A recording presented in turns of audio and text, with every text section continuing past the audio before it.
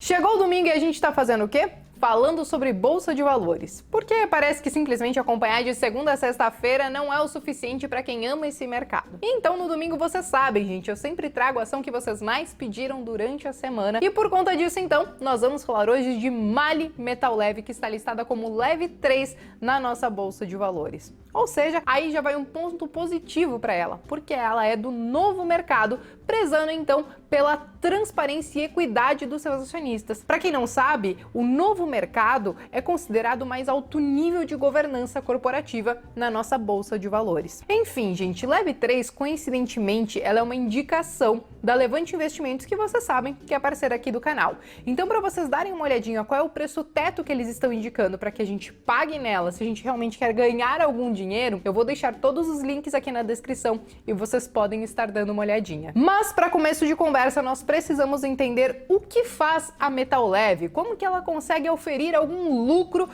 com o que ela vende, o que ela produz. Bom, a história dela começa lá em 1920, quando o pistão era feito de ferro fundido.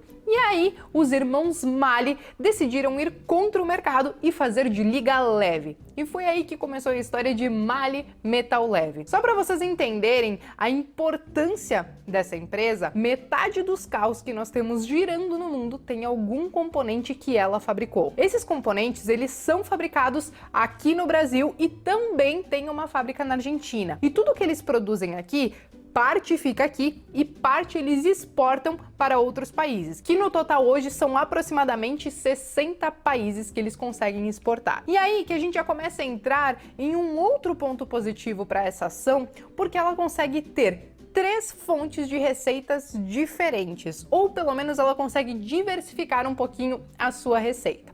Vou explicar um pouquinho melhor. 29,3% de tudo que ela produz fica aqui no nosso mercado interno. Porém, 37,9% do que ela produz, ela exporta. Ou seja, ela tem quase 40% da sua receita dolarizada. E isso é muito importante, porque muitas vezes quando nós estamos em períodos de crise aqui no Brasil e o câmbio tá lá nas alturas, então ela consegue ter essa compensação talvez de um baixo consumo pelos seus componentes com essa cotação do dólar lá em cima. E ainda assim tem uma outra frente que ela consegue trabalhar. Quando a gente pensa que talvez em um momento de crise as pessoas não vão consumir tanto carros novos e consequentemente as montadoras não vão fabricar muitos carros novos, e aí sim as pessoas vão acabar querendo manter os que ela já tem, a MALL ainda assim consegue ter alguma receita, porque ela consegue ter essas peças de reposição. A partir do momento que as pessoas decidem ficar mais tempo com os seus carros, elas precisam dar uma manutenção para eles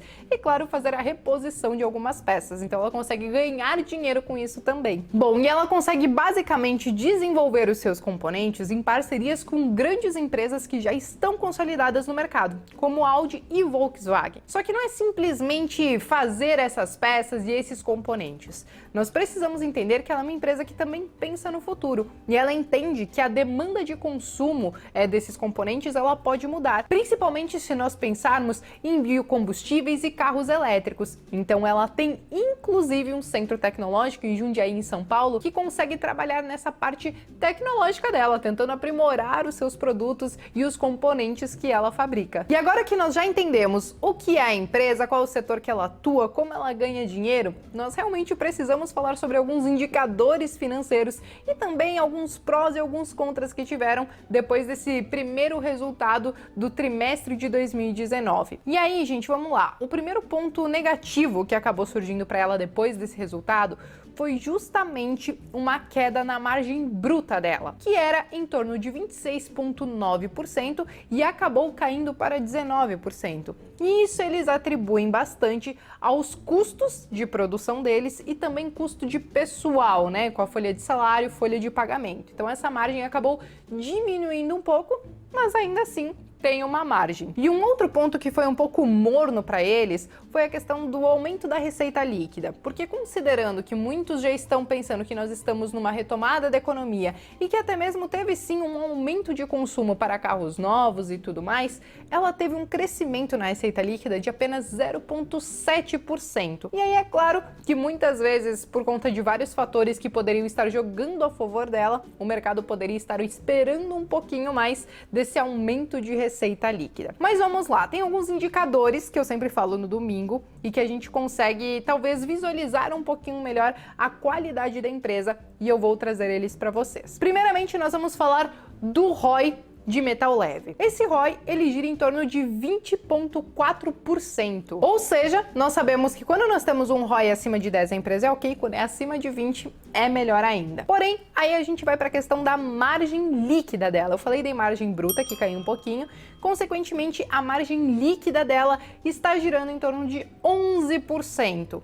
Aparentemente não é a coisa mais maravilhosa do mundo, mas ainda assim ela consegue fazer sobrar dinheiro depois de tudo que ela produziu, depois de tudo que ela vendeu. Agora, quando a gente fala sobre o lucro, nós queremos sim investir em empresas que têm aquela escadinha, que o lucro todo ano ele vai crescendo um pouquinho. Só que quando a gente olha a Leve 3, vocês vão ver que em 2017 o lucro dela sofre uma baita de uma queda e depois volta a subir. Só que não é porque ela efetivamente deu algum prejuízo, mas sim porque algumas despesas contábeis foram acrescidas nesse resultado de 2017. Mas que despesas são essas? Existe uma palavra em inglês que se chama impairment e que, se a gente traz para o português, significa deterioração. E o que isso significa? Que a empresa ela precisa reavaliar alguns ativos e entender qual é o valor deles na atual condição. Porque, por exemplo, algumas máquinas, com o passar do tempo, elas sofrem depreciação e elas perdem o seu valor. E esse valor, então, eles precisaram colocar como uma despesa contábil. Então, não quer dizer que ela teve um prejuízo,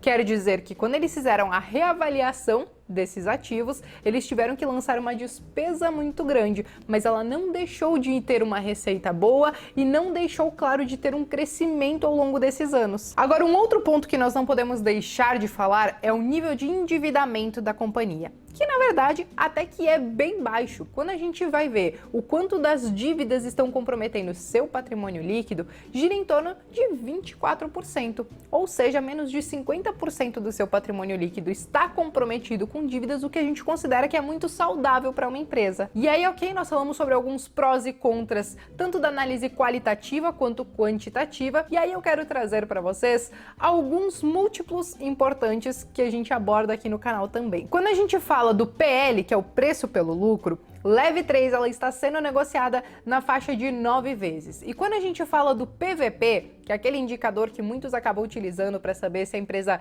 tá cara ou tá barata, assim como o PL também pode ser utilizado, este PVP dela gira em torno de 2. Isso quer dizer que a ação, na verdade, ela ainda está sendo negociada a um preço justo, porque o que a gente entende? Que menos de 1 a ação está barata, de 1 a 2 a empresa está com um preço ok, com um preço justo na Bolsa de Valores, e acima desse 2 ela pode começar a ficar um pouquinho cara. É importante frisar, eu sempre faço isso todo domingo, a gente não pode olhar esses indicadores sozinhos. Na verdade, o ideal é que a gente sempre pegasse empresas que sejam do mesmo setor, do mesmo segmento, que sejam até mesmo concorrentes e fazer a comparação desses indicadores entre as empresas, porque muitas vezes um indicador isolado pode estar querendo dizer uma coisa e um outro indicador querendo dizer totalmente outra. De qualquer maneira, gente, maiores informações sobre o case, tem outros dados bem pertinentes, tudo isso vai estar no relatório que está aqui na descrição, que vocês podem acessar gratuitamente, beleza? Mas se vocês ficaram com alguma dúvida, escrevam nos comentários e já digam para mim se vocês investiriam ou não em Leve 3. Escreva aqui nos comentários, não esqueçam de pedir, inclusive, qual é a ação que vocês querem ver aqui no próximo domingo, e eu vejo vocês numa próxima.